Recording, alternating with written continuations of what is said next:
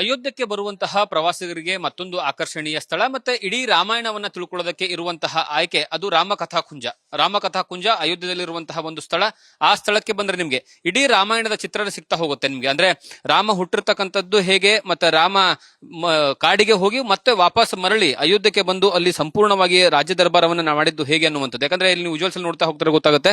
ಇಲ್ಲಿ ದಶರಥ ಮಹಾರಾಜನಿಗೆ ಪುತ್ರ ಕಾಮಿಷ್ಠ ಯಾಗ ಅವರು ಮಾಡ್ತಾರೆ. ಮಾಡಿದ ನಂತರ ಅಗ್ನಿದೇವ ಬಂದು ವರವನ್ನ ಕೊಡುವಂತಹ ದೃಶ್ಯ ಕಣ್ಣಿಗೆ ಕಟ್ಟೋ ಹಾಗೆ ಕಾಣಿಸುತ್ತೆ. ಮತ್ತೆ ಅದರ ಮುಂದುವರಿದ ಭಾಗವಾಗಿ 3 ಜನ ಹೆಂಡತಿಯಂದ್ರಿಗೆ ಆ ವರದ ಕಾರಣಕ್ಕಾಗಿ, ವರ ಸಿಕ್ಕಿರುವಂತಹ ಕಾರಣಕ್ಕಾಗಿ ಕೌಸಲ್ಯೆ, ಸುಮಿತ್ರೆ ಮತ್ತೆ ಕೈಕೇಯಿ 3 ಜನರಿಗೆ ಒಟ್ಟು 4 ಜನ ಮಕ್ಕಳು, ರಾಮ, ಲಕ್ಷ್ಮಣ, ಭರತ ಮತ್ತು ಶತ್ರುಘ್ನ. ಈ 4 ಜನ ಮಕ್ಕಳು ಸಿಗ್ತಾರೆ. ಅವರನ್ನ ಬಾಲ ವಯಸ್ಸಿನಲ್ಲಿರುವಂತಹ ಅಂದ್ರೆ ಬಾಲ್ಯದ ವಯಸ್ಸಿನಲ್ಲಿರುವಂತಹ ಸಂದರ್ಭದಲ್ಲಿ ಆ 3 ಜನರು ಯಾವ ರೀತಿಯಾಗಿ ಆಟ ಆಡಿಸ್ತಿದ್ದಾರೆ. ಮತ್ತೆ ದಶರಥ ಮಹಾರಾಜನು ಸಹಿತ ರಾಮನಿಗೆ ಎತ್ಕೊಂಡಿರುವಂತಹ ದೃಶ್ಯ ಕಣ್ಣಿಗೆ ಕಟ್ಟೋ ಹಾಗೆ ಇಲ್ಲಿ ಚಿತ್ರಿಸಲಾಗಿದೆ, ನಿರ್ಮಾಣ ಮಾಡಲಾಗಿದೆ. ಮತ್ತೆ ಇಲ್ಲಿ ಮುಂದುವರೆದ ಹೋಗ್ತಾ ಹೋದ್ರೆ ಇಲ್ಲಿ ಏನಂದ್ರೆ ಸೀತಾಮಾತೆ ನಿಂತ್ಕೊಂಡಿದ್ದಾರೆ. ಸೀತಾಮಾತೆ ಇಲ್ಲಿ ರಾಮನಿಗೆ ತೊಟ್ಟಿಲಲ್ಲಿ ಹಾಕಿ ಕೂರಿಸ್ಕೊಂಡು ಇಲ್ಲಿ ಹಾಡ ಹಾಡ್ತಾ ಇರುವಂತಹ ಸಂದರ್ಭ, ಅಂದ್ರೆ ತೊಟ್ಟಿಲು ಹಾಡವನ್ನ ಹಾಡುವಂತಹ ಸಂದರ್ಭ. ಇದನ್ನು ಸಹಿತ ನೋಡಿದ್ರೆ ಗೊತ್ತಾಗುತ್ತೆ. ಇಡೀ ರಾಮಾಯಣವನ್ನ ನೀವು ಎಲ್ಲೂ ಸಹಿತ ಹೋಗಿ ನೋಡ್ಬೇಕಾದಂತಹ ಅವಶ್ಯಕತೆ ಇಲ್ಲ. ರಾಮಾಯಣ ಗೊತ್ತಿಲ್ಲದವರಿಗೂ ಸಹಿತ ಇಲ್ಲಿ ಬಂದ್ರೆ ಇಡೀ ಚಿತ್ರಣ ನಿಮ್ಮ ಕಣ್ ಮುಂದೆ ಕಟ್ಟಿದ ಹಾಗಿರುತ್ತೆ. ಮತ್ತೆ ಇಲ್ಲಿ ಸೀತೆ ನೋಡಿ, ಇಲ್ಲಿ ಸೀತೆ ಯಾವ ರೀತಿಯಾಗಿ ಏನಂದ್ರೆ ಮನ್ಕೊಂಡು ರಾಮನಿಗೆ ನೋಡ್ತಾ ಕೂತ್ಕೊಂಡಿರುವಂತಹ ಚಿತ್ರಣ ಇಲ್ಲಿ ಕಾಣ ಸಿಗ್ತಾ ಹೋಗುತ್ತೆ. ಅಂದ್ರೆ ಅಷ್ಟು ಅದ್ಭುತವಾದಂತಹ ಇದ್ರ ಮೂಲಕವಾಗಿ ಅಂದ್ರೆ ಸಿಮೆಂಟ್ ವರ್ಕ್ ಮೂಲಕವಾಗಿ ಇಲ್ಲಿ ತೋರಿಸಲಾಗಿದೆ. ವೈಭೋಗ ಹೇಗಿತ್ತು ಅನ್ನುವಂಥದ್ದು. ಅಂದ್ರೆ ರಾಮನ ಕೊರಳಲ್ಲಿ ಇಡೀ ಏನಂದ್ರೆ ಸರದ ಆಕಾರವನ್ನ, ಅಂದ್ರೆ ಇದಕ್ಕಿನ್ನೂ ಕಂಪ್ಲೀಷನ್ ಆಗಿಲ್ಲ. ಇದು ಕಂಪ್ಲೀಟ್ ಆದ್ಮೇಲೆ ನಿಮ್ಗೆ ಇನ್ನೂ ತುಂಬಾ ಚೆನ್ನಾಗಿ ಅಂದ್ರೆ ಡಿಸೈನ್ ಗಳು ತೆಗೆದುಕೊಳ್ಳಲಾಗುತ್ತೆ, ಮತ್ತೆ ಕಲರಿಂಗ್ ಮಾಡಲಾಗುತ್ತೆ. ಈ ಎಲ್ಲವನ್ನ ಸಹಿತ ಮಾಡಿದ್ಮೇಲೆ ತುಂಬಾ ಅದ್ಭುತವಾದಂತಹ ಆಕರ್ಷಣೀಯವಾದಂತಹ ಘಟನೆಗಳು ವಿಚಾರಗಳು ಗೊತ್ತಾಗ್ತಾ ಹೋಗುತ್ತೆ. ಮತ್ತೆ ಇಲ್ಲಿ ಮಹರ್ಷಿಯವರ ಆಶ್ರಮಕ್ಕೆ 4 ಜನ ಅಣ್ಣ ತಮ್ಮಂದಿರು ಮೊದಲನೇ ಬಾರಿಗೆ ಏನಂದ್ರೆ ಸ್ವಲ್ಪ ಬಾಲಾವಸ್ಥೆಯಿಂದ ಸ್ವಲ್ಪ ಮಟ್ಟದಲ್ಲಿ ದೊಡ್ಡವರಾದಂತಹ ಸಂದರ್ಭದಲ್ಲಿ ಇಲ್ಲಿ ಹೋಮ ಹವನ ಮಾಡುವಂತಹ ಸಂದರ್ಭದಲ್ಲಿ ಅವರು 4 ಜನ ಅಣ್ಣ ತಮ್ಮಂದಿರು ಆಟ ಆಡ್ತಿರುವಂತಹ ವಿಚಾರ ಚಿತ್ರಣ ಇಲ್ಲಿ ಕಾಣಸಿಗುತ್ತೆ. ಮತ್ತೆ ಅದಾದ್ಮೇಲೆ ಸ್ವಲ್ಪ ದೊಡ್ಡವರಾದ್ಮೇಲೆ ಅವರಿಗೆ ಬಿಲ್ವಿದ್ಯೆಯನ್ನ ಕಲಿಸುವಂತದ್ದು ವಿಶ್ವಾಮಿತ್ರರ ಇದರಲ್ಲಿ ಬಿಲ್ವಿದ್ಯೆಯನ್ನ ಕಲಿಸ್ತಾ ಇರುವಂತದ್ದು. 4 ಜನ ಯಾವ ರೀತಿಯಾಗಿ ಬಿಲ್ವಿದ್ಯೆಯನ್ನ ಕಲಿತಾ ಇದ್ದಾರೆ ಅನ್ನುವಂತಹ ಇದನ್ನ ಸಂಪೂರ್ಣವಾಗಿ ಗೊತ್ತಾಗ್ತಾ ಹೋಗುತ್ತೆ. ಅದಾದ್ಮೇಲೆ ಯಾವಾಗ ವಿಶ್ವಾಮಿತ್ರರ ಮುನಿಯ ಆಶ್ರಮದ ಮಾರ್ಗದರ್ಶನದಲ್ಲಿ ಇಲ್ಲಿ ತಾರಕಿ ವಧೆಯನ್ನ ಮಾಡುವಂತಹ ವಿಚಾರ, ತಾರಕಿ ಬಂದಂತಹ ಸಂದರ್ಭದಲ್ಲಿ ತಾರಕಿಗೆ ಹಣೆ ಮೇಲೆ ಬಾಣವನ್ನ ಬಿಡ್ತಾರೆ. ಆ ಬಾಣ ಬಿಟ್ಟಿರ್ತಕ್ಕಂತಹ ಚಿತ್ರಣವನ್ನ ಸಹಿತ ಇಲ್ಲಿ ಸಂಪೂರ್ಣವಾಗಿ ತೋರಿಸಲಾಗಿದೆ. ಮತ್ತೆ ಅದಾದ್ಮೇಲೆ ನೀವು ಮುಂದುವರೆದು ಹೋಗ್ತಾ ಹೋದ್ರೆ ಇಲ್ಲಿ ಜನಕಪುರಕ್ಕೆ ಹೋಗೋದು, ಜನಕಪುರಕ್ಕೆ ಹೋದಂತಹ ಸಂದರ್ಭದಲ್ಲಿನ ಮಕ್ಕಳ ಜೊತೆ ಆಟ ಆಡ್ತಿರ್ಬೇಕಂತಹ ಕೆಲವೊಂದು ಚಿತ್ರಣಗಳು ನಿಮ್ಗೆ ಸಿಗ್ತಾ ಹೋಗುತ್ತೆ. ಜನಕಪುರಿಗೆ ಹೋದಂತಹ ಸಂದರ್ಭದಲ್ಲಿ ರಾಮ ಲಕ್ಷ್ಮಣ ಇಬ್ಬರು ಮೊದಲು ಹೋಗ್ತಾರೆ. ಅದಾದ್ಮೇಲೆ ಅವ್ರ ಜೊತೆಗೆ ರಾಮನ ಜೊತೆಗೆ ಮತ್ತೊಬ್ಬ ವ್ಯಕ್ತಿ ಇಲ್ಲಿಂದ ಹೊರಡುವುದು. ಮತ್ತೆ ಅಲ್ಲಿ ಜನಕಪುರದಲ್ಲಿ ಇಬ್ರು ಸಿಗ್ತಾರೆ. ಅದರ ಚಿತ್ರಣವನ್ನ ಸಹಿತ ಇಲ್ಲಿ ಮಾಡಲಾಗಿದೆ. ಮತ್ತೆ ಮೊದಲ ಬಾರಿಗೆ ಸೀತೆ ರಾಮನನ್ನ ಭೇಟಿದಂತಹ ಸಂದರ್ಭ ಇದು. ಮೊದಲ ಬಾರಿಗೆ ಸಿಕ್ಕಂತಹ ಸಂದರ್ಭದ ದೃಶ್ಯಾವಳಿಗಳನ್ನ ಇಡೀ ತುಂಬಾ ಅದ್ಭುತವಾಗಿ ಕಣ್ಣಿಗೆ ಕಟ್ಟೋ ಹಾಗೆ ಇಲ್ಲಿ ನಿರ್ಮಾಣ ಮಾಡಲಾಗಿದೆ. ಇಲ್ಲಿ ಕೇವಲ ಏನಂದ್ರೆ ರಾಮಾಯಣದ ವಿಚಾರ ಅಂದ ತಕ್ಷಣ ಇಡೀ ಅಯೋಧ್ಯೆಗೆ ಸಂಬಂಧಪಟ್ಟಿದಂತ ಮಾತ್ರ ಅಲ್ಲ, ಇಲ್ಲಿನ ಅಯೋಧ್ಯೆಯ ವಿಚಾರ ಮತ್ತೆ ಅದ್ರ ಜೊತೆಗೆ ಜನಕಪುರಿ ಅಂದ್ರೆ ಸೀತೆಯ ತವರೂರು, ಜನಕರಾಜನ ಊರು. ಆ ಊರಿನಲ್ಲೂ ಯಾವ ರೀತಿ ಇತ್ತು ಅನ್ನುವಂತಹ ವಿಚಾರ. ಇದು ಜನಕ ಮಹಾರಾಜ ಏನಂದ್ರೆ ಸೀತೆಗೋಸ್ಕರ ಏನಂತಂದ್ರೆ ಪರಿತಪಿಸಿದಂತಹ ರೀತಿ, ಮಗಳಿಗಾಗಿ ಪರಿತಪಿಸಿದಂತಹ ರೀತಿ, ಅಲ್ಲಿ ಶಂಖನಾದ ಮಾಡುವಂತಹ ಏನಂದ್ರೆ ದೃಶ್ಯಾವಳಿನೂ ಸಹಿತ ಕಣ್ಣಿಗೆ ಕಟ್ಟೋ ಹಾಗೆ ಇಲ್ಲಿ ಕಟ್ಟಲಾಗ್ತಾ ಇರುವಂತದ್ದು.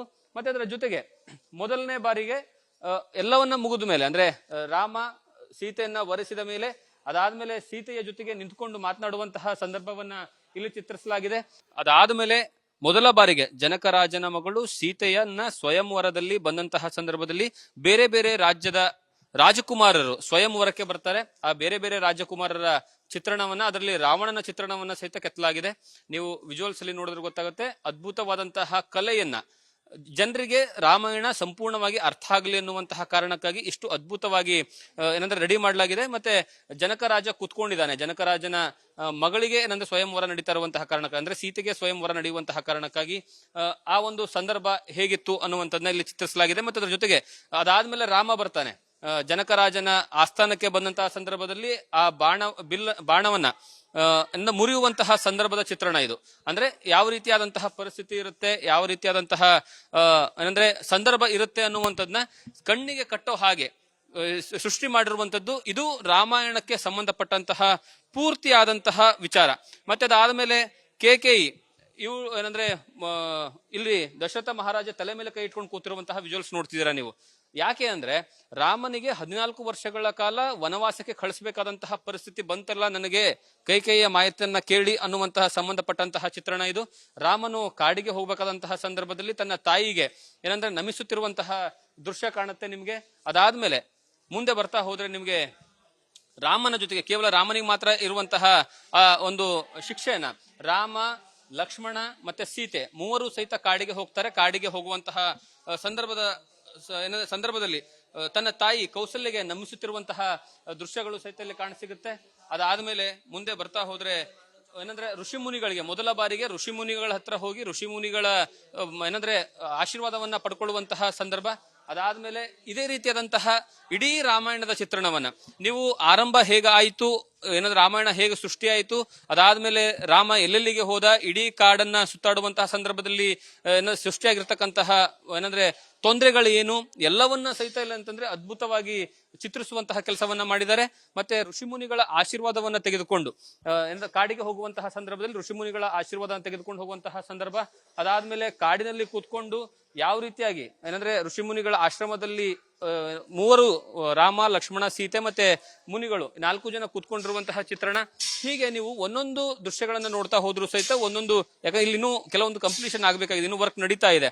ಇವೆಲ್ಲವೂ ಇದ್ರ ವಿಚಾರಗಳನ್ನ ಹೋಗಿ ರಾಮ ಮಂದಿರದ ಒಳಗಡೆ ಇಡುವಂತಹ ಸಾಧ್ಯತೆಗಳಿದಾವೆ ಅಂತ ಇಲ್ಲಿರುವಂತಹ ಶಿಲ್ಪಿ ಹೇಳ್ತಾ ಇರುವಂತದ್ದು. ಮತ್ತೆ ಈ ವಿಜುವಲ್ಸ್ ಅಲ್ಲಿ ನೋಡಿದ್ರೆ ಗೊತ್ತಾಗುತ್ತೆ, ದಶರಥ ಮಹಾರಾಜ ಸತ್ತು ಹೋಗಿರುವಂತದ್ದು, ಸತ್ತು ಹೋಗಿದ್ದಾರೆ. ಆ ಸತ್ತೋಗಿರ್ತಕ್ಕಂತಹ ಚಿತ್ರಣ ಇಲ್ಲಿದೆ. ಅದರ ಜೊತೆಗೆ ಇಲ್ಲಿ 3 ಜನ ಹೆಂಡತಿಯಂದಿರು, ದಶರಥ ಮಹಾರಾಜನಿಗೆ 3 ಜನ, ಕೌಸಲ್ಯ, ಸುಮಿತ್ರೆ ಮತ್ತೆ ಕೈಕೇಯಿ, ಈ 3 ಜನ ತಲೆ ಮೇಲೆ ಕೈ ಇಟ್ಕೊಂಡು ಕೂತಿರ್ತಕ್ಕಂತಹ ಏನಂದ್ರೆ ದೃಶ್ಯಗಳು ಕಾಣಿಸ್ತಾ ಹೋಗುತ್ತೆ.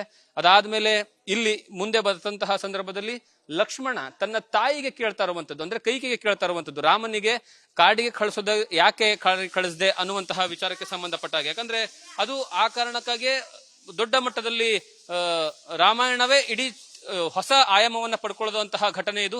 ಅಂತಹ ಘಟನೆಗೆ ನೀನ್ ಯಾಕೆ ಏನಂದ್ರೆ ಸಾಕ್ಷಿಯಾದೆ ಅನ್ನುವಂಥದ್ದು, ಅಂದ್ರೆ ನೀನ್ ಯಾಕೆ ರಾಮನಿಗೆ ಕಾಡಿಗೆ ಕಳಿಸೋದಕ್ಕೆ ಹೇಳ್ದೆ ಅನ್ನುವಂತಹ ವಿಚಾರವನ್ನ ಕೈಕೇಯಿಯಿಂದ ಮಾಹಿತಿನ ಪಡ್ಕೊಳ್ಳುವಂತಹ ಕೆಲಸವನ್ನ ಲಕ್ಷ್ಮಣ ಮಾಡ್ತಾ ಇರುವಂತದ್ದು, ಭರತ ಮಾಡ್ತಾ ಇದ್ದಾನೆ.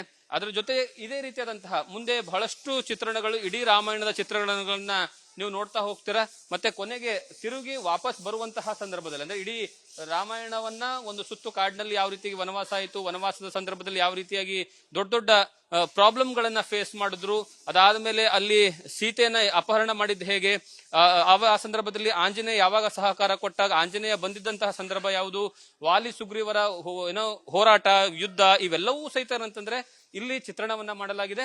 ಮತ್ತೆ ಕೊನೆಗೆ ರಾಮಾಯಣದ ಅಂತಿಮ ಘಟ್ಟ ಬಂದಂತಹ ಸಂದರ್ಭದಲ್ಲಿ ಶ್ರೀರಾಮಚಂದ್ರ ಮರಳಿ ಅಯೋಧ್ಯೆಗೆ ತನ್ನ ವನವಾಸವನ್ನು ಮುಗಿಸ್ಕೊಂಡು ಬರುವಂತಹ ಸಂದರ್ಭದಲ್ಲಿ ಭರತ ಆ ಪಾದುಕೆಗಳನ್ನ ಇಟ್ಕೊಂಡು, ರಾಮನ ಪಾದುಕೆಗಳನ್ನ ಇನ್ನು ಪಾದುಕೆಗಳಲ್ಲಿ ನಿರ್ಮಾಣ ಆಗ್ಬೇಕು, ಇನ್ನು ವರ್ಕ್ ಕಂಡೀಷನ್ ಇರುವಂತಹ ಕಾರಣಕ್ಕಾಗಿ ಇಲ್ಲಿ ಪಾದುಕೆಗಳು ಬರ್ತವೆ. ಆ ಪಾದುಕೆಗಳನ್ನ ರಾಮನ ಮುಂದ್ಗಡೆ ಇಡ್ತಾನೆ. ಈ 14 ವರ್ಷಗಳ ಕಾಲ ನಾನು ನಿನ್ನ ಪಾದುಕೆಗಳನ್ನ ಇಟ್ಕೊಂಡೆ ರಾಜ ದರ್ಬಾರವನ್ನ ಮಾಡಿದೀನಿ, ಇನ್ನು ಮುಂದೆ ನನಗೆ ಅಯೋಧ್ಯೆಯ ಜವಾಬ್ದಾರಿ ಸಾಕು, ಇನ್ನು ಮುಂದೆ ಆ ಜವಾಬ್ದಾರಿನ ನೀನ್ ತೆಗೆದುಕೋ ಅನ್ನುವಂತಹ ವಿಚಾರ ಹೇಳ್ತಾನಲ್ಲ, ಅದರ ಚಿತ್ರಣ ಅಲ್ಲಿ ಕಾಣಸಿಗುತ್ತಾ ಹೋಗುತ್ತೆ.